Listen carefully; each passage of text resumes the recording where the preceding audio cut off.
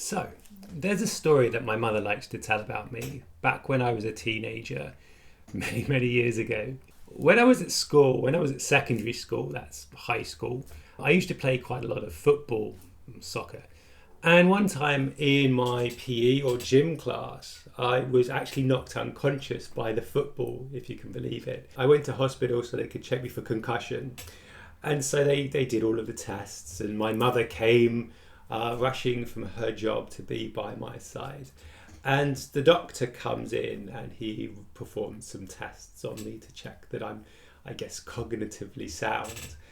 And he does these tests and I'm responding in my way as I did back then. Back in those days, I wasn't your very talkative, very verbose person that you see before you today. I was very quiet, very introverted, very uncommunicative.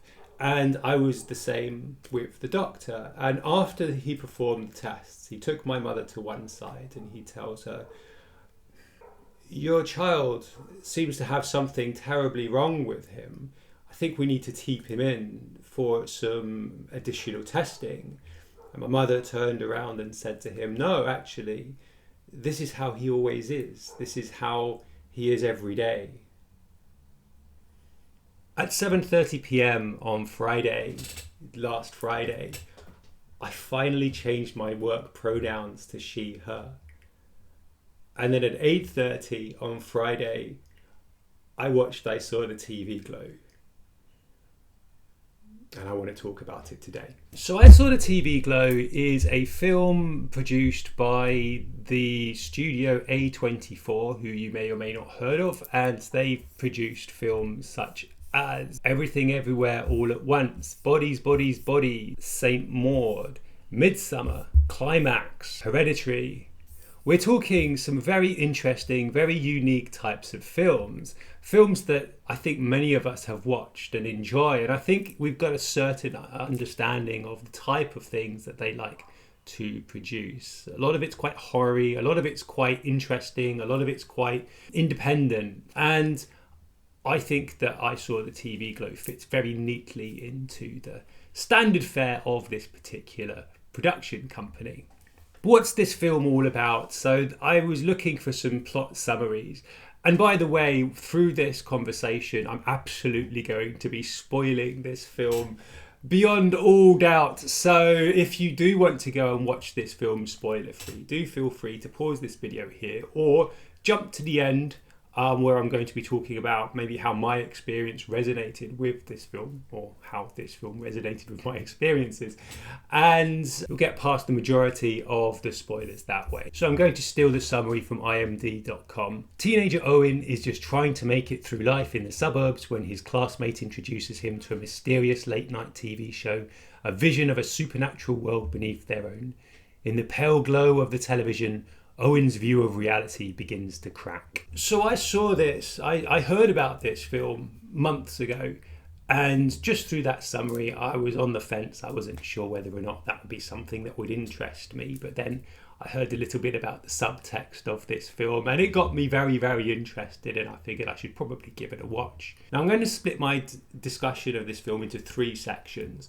Okay, I'm going to give it a cis reading, I'm going to give it a trans reading, and then I'm going to talk overall about how I feel this film resonates with my own experiences. So first of all, let's look at this film through the lens of somebody who's cis. And I'm going to be a little bit unfair, I think, to my cis friends and family and colleagues. I'm going to read it as the sort of people that have been leaving reviews on IMDb calling it boring, frustrating, and that nothing happens and people are speaking in monotonous, boring ways. There's no character development, nothing happens. And to a certain extent, they're right. So the main character, Owen, and by the way, just for reference sake, I'm going to be using he, him pronouns for Owen throughout this conversation. I know that some people are using other pronouns for Owen. I'm choosing to use these ones because I feel these are the pronouns that Owen would be using in real life as the character. I don't think that it's appropriate to be using other pronouns because I don't think Owen asked other people to use different pronouns for him. So I'm going to go by that understanding and that reading. That's why I've made this decision. You are welcome, and I think free, because it's a fictional character, so therefore the pronouns that you use are fairly open to interpretation. But this is why I've chosen to use he, him pronouns anyway.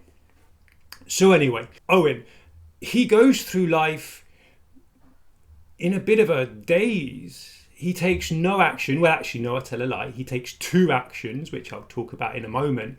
But generally speaking, Owen's life is one of complete mundanity. He goes to school, he gets a job, he has a bit of conflict, apparently, with his parents, which we don't really see that much of.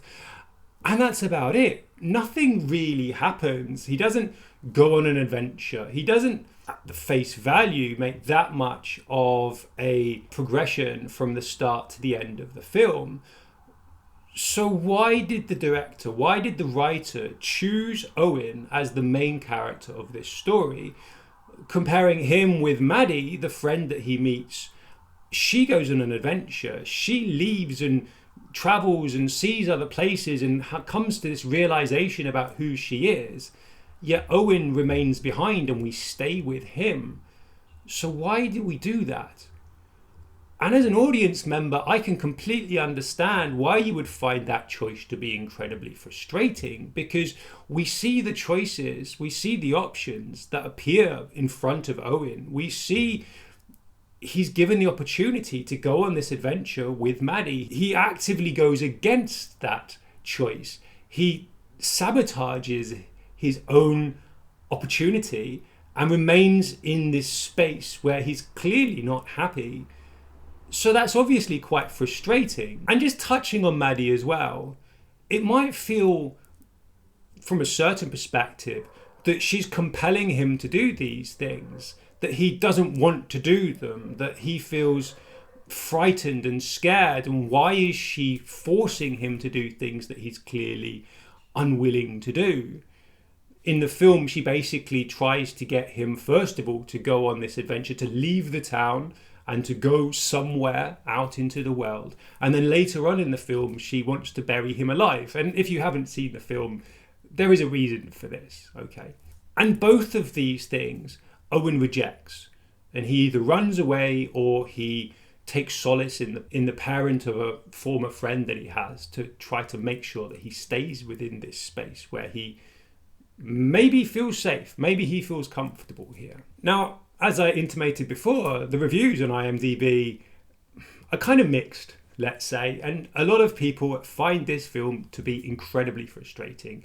As I say, they call it boring, they call it annoying, they say the acting is monotonous and one-paced, that there's no chemistry between the main characters. Now, I would argue that this is the point. This is the purpose of the film. It wants you to feel frustrated. It wants you to feel annoyed. It wants you to shake Owen and say to him, what's wrong with you? Look, there's clearly something wrong. And I think if you feel frustrated, you absolutely should, because it is frustrating. You're given these little hints, you're given these clues that there is something, there is a world underneath Owen's reality. There is something there, and he's so close to being able to participate in that. And as an audience member, you see that. And he doesn't take those options, and it's really annoying. It's really frustrating. Why are we trapped with this person when we could be going on adventures with other people within this universe? It feels kind of unfair. And there are other points as well which make you think, well, why didn't we see those things? So within the film, his parents both die at some point, and we never see this. We never see him experience this. We never see him go through this trauma of seeing his parents. His mother gets cancer and passes away. His dad dies as well somehow. And we don't see any resolution there. We don't see any emotional connection to that process. We're just told that it happened, and then next time we see him, he's just the same as he was before. And again, it seems to suggest that there's something that we're not seeing. There's something that we as the audience members are missing, that we're not getting. And that's dysphoria, baby.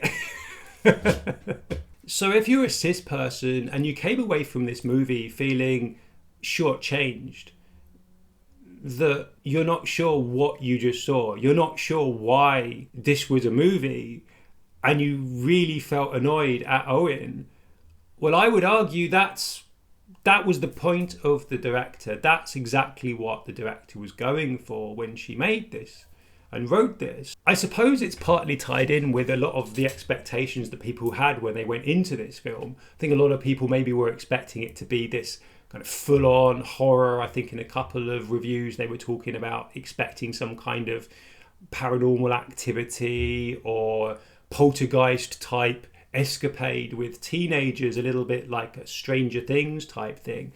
But it absolutely isn't that type of film.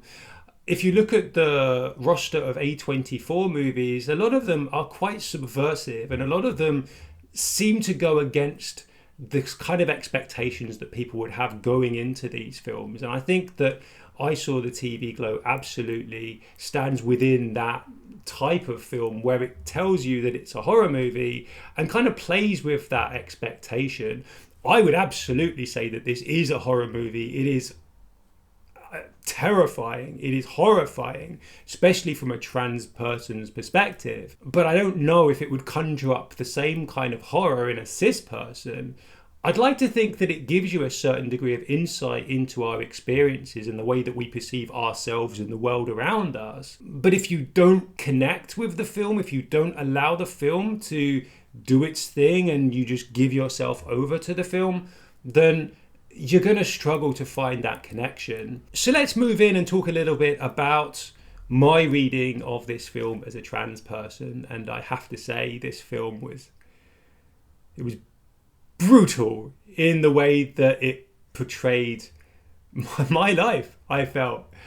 Owen as the character, when we first meet him, he's this shy, quiet teenager, very much within his own space, very much finding it difficult to connect with other people, finding it difficult to connect maybe with himself and his family members. His father is this menacing presence, which I'm happy to say wasn't the case for me.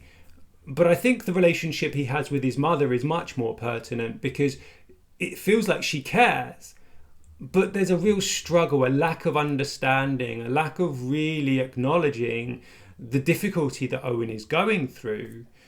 There's a beautiful scene where she's trying to connect with him, but he just doesn't have the vocabulary or the language to express, or the confidence to express what's going on inside his own head. And as a transgender person, I saw that and I completely understood that, because those are the conversations I had with my own parents. Another thing that I found really interesting was the idea that Owen came to life, just like Maddie did, when watching or thinking about this TV show. Both of them seem to see a lot of importance in this show. I think Maddie seemed to get it a lot more, and she talked a lot more about it being more than a TV show, whilst Owen was less able to see the subtext or the connection or how relevant it was in his own life. And I think that explored the idea that Maddie was a lot more understanding of herself, and obviously that plays out with her gaining this self-actualization and realization and acceptance of who she is, whereas Owen, whilst drawn to this show, never really was able to talk about or admit how important this show was to him. But why is this important? Why do I think it's interesting that they used a television show as the medium and as the platform of this movie and of this premise? Why is this metaphor so powerful for me personally, and probably other trans people too? Well, growing up and discovering yourself as a teenager in the 90s, we didn't have access to the internet. All we had was the media that we had access to, which was television and computer games. And it's interesting that they don't talk much about computer games in this film, because even though it was the 90s, we still had Super Nintendos and stuff. So these were still things that we had back in the day. But their focus is primarily on television. And if you talk to, or if you look at threads and discussions from trans people, it's often, and queer people in fact, it's often through television shows that we have this awakening. I could remember watching shows like Star Trek and X-Files and other shows and feeling drawn to the strong female characters. I didn't see myself as a Mulder. I would want to be Scully. I would want to be Dr. Crusher. These were the characters that I would see as my own self-inserts, not necessarily because of the sort of scientific, rational people that they were, but because they were strong female characters. That's what I was attracted to. And at the time, I thought this was a kind of a teenage crush type thing, but no, it was a sense of I want to be them. I don't want to be with them. And that idea that Owen doesn't do anything and he doesn't go anywhere, again, that really resonated with me because you could feel the way that he was trapped. And it was a self-made trap in a way, because although early on in the film it's established that his father is very controlling, very domineering, he's not allowed to do the sorts of things that his classmates might be able to do. He's given a bedtime, he's given a curfew to go to bed, where his classmates are necessarily not given those things. It's quite clear that these are the restrictions and limitations that he's allowed, and he kind of gives himself over to those. He doesn't push back against those boundaries. You never see him speak up against his father. The violence from his father isn't portrayed directly. It's implied that there is a danger to speaking out and pushing against those restrictions, but you don't actually see him doing that, so you're never really left with an understanding that there are genuine consequences to him pushing back. And that lack of pushback permeates throughout the rest of the movie.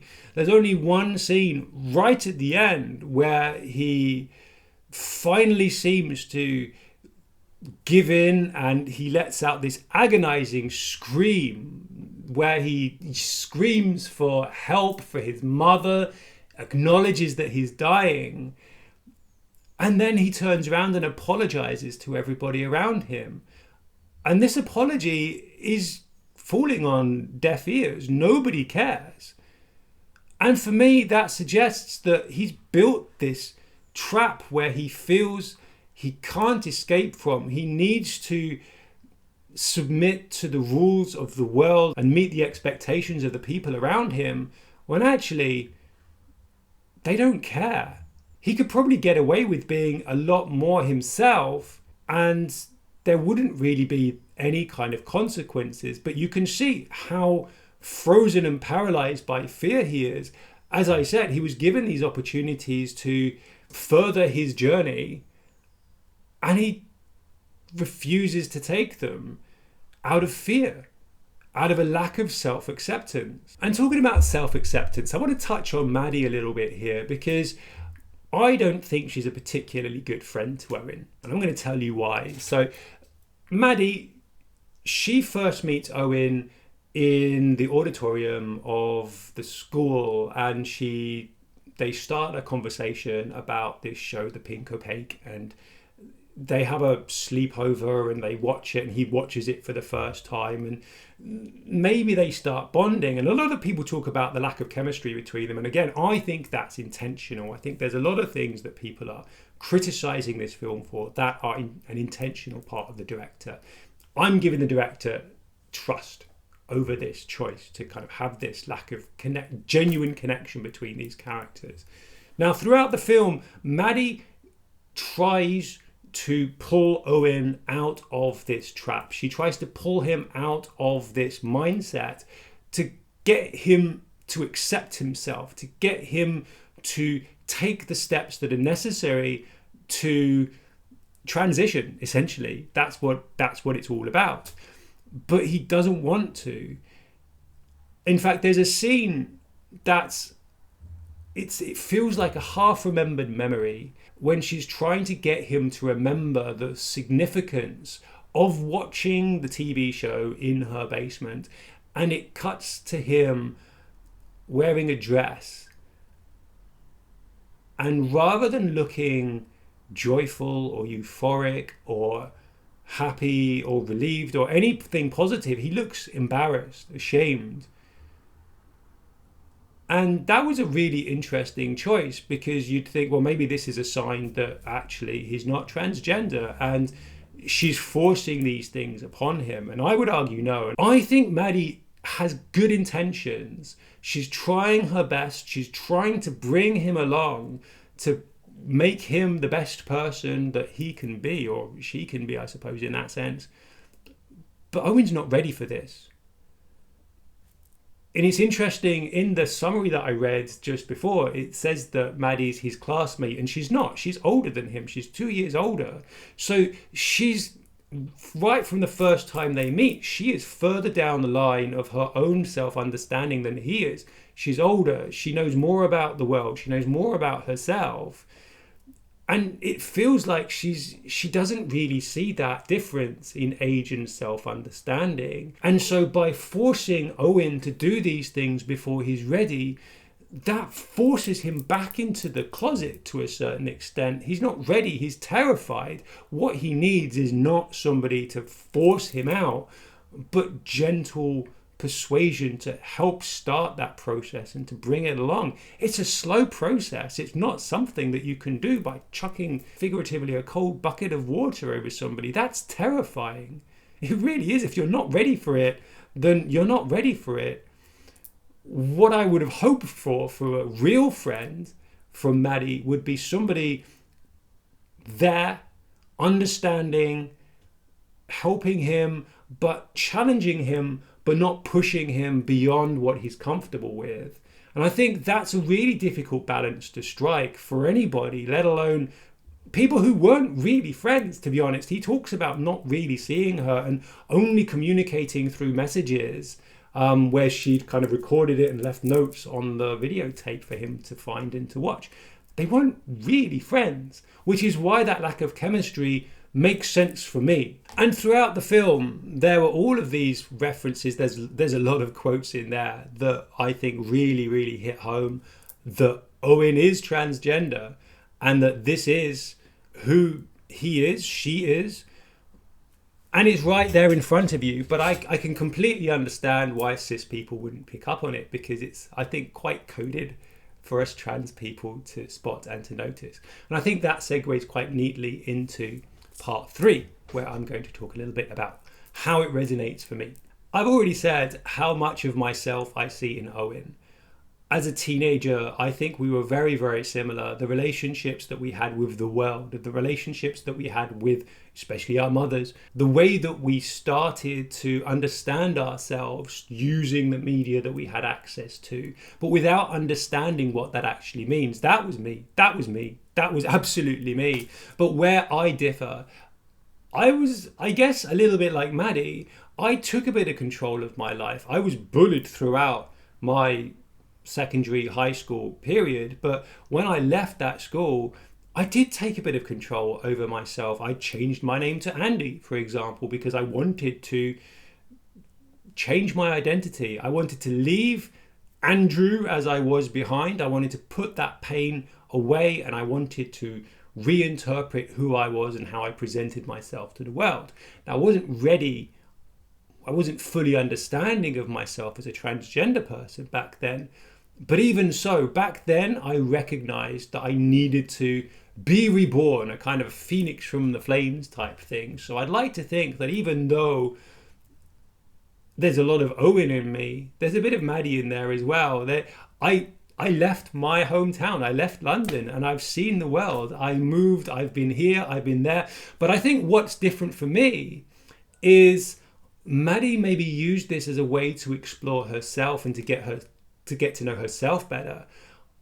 And I think it's quite interesting that I've started transitioning now that I've been living in Poland. This is the longest I've lived anywhere for the last almost 30 years, 25 years. That's terrifying. And that sense of stability has given me an opportunity to sort of quiet down my mind and to really evaluate and understand what's important to me. I think I use travel as a way to ignore this. I think I use travel as a way to, there's a beautiful line in the film, if you don't think about it, it's not real. Owen says this as they're walking towards the grave where he's going to be buried. He sees this not as a way of overcoming an evil, but a way of putting this self-knowledge to one side. And that line just killed me, because that's my 20s. That was my early 30s. I tried to ignore it. I wanted it to go away. I didn't want to acknowledge it. And so through travel, through exploring the world, this was my way of forgetting about it, because I was so wrapped up in the joy of exploring a new place. And I think another thing that really resonated me in this film was the message that it's not too late. And I mean, I can only agree. I'm here, I'm 44 years old, and I've only just started transitioning. And it's not too late. It really isn't. And I mentioned that scream that Owen let out at the end of the film, this primal roar of hurt and recognition that he is dying. And that I had that experience. It wasn't immediate, and it's interesting that like a few days ago I was kind of making a note of all of the things that I experienced or that I did that led up to the point of me realizing that I need to transition. And one of those was I am dying. I went to 2 funerals. I went to both of the parents of my dad, my grandparents' funerals. They were both within a few years of each other. And I came away from those funerals realizing that I'm going to die. And I don't want to die as Andrew.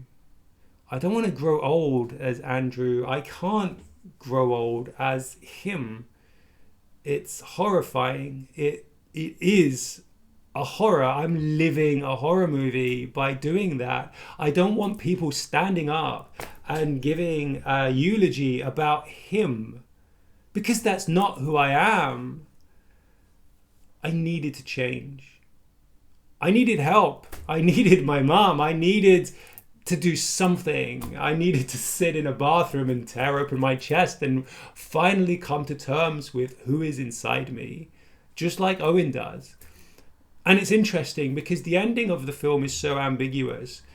On the one hand, as I say, he's leaving this place of work and he's apologizing to everybody, which again is very important, because there's another line early on where Maddie tells him quite directly, never apologize, don't apologize. And again, that's such a touching thing for somebody to tell you. Don't apologize for who you are. It's such a simple message, but yeah, and he's still apologizing as he's walking out of this place. And it, on the one hand, leads you to believe that actually he's not going to change, even though he's seen inside himself, and you can see the joy that brings him on his face. You can see that understanding, that recognition. He's so close to that moment of joy, yet he leaves apologizing to people. Has he actually learnt anything?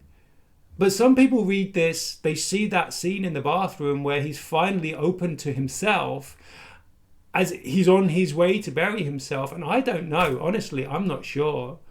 For me, I see this and I see the fear and pain having trapped him, and he's just going to go back to how he was. He's going to try to put that realization away and try to forget that, because I know that not everybody has a happy ending.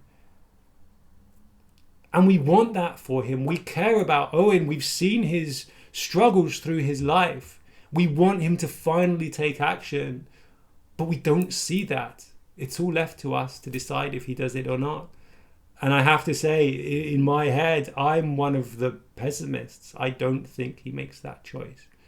But if you do, good for you. I'm happy that you're a lot more optimistic than I am. So yeah, anyway, so that was I Saw the TV Glow. I loved this film. I loved this film. This film, for me, it was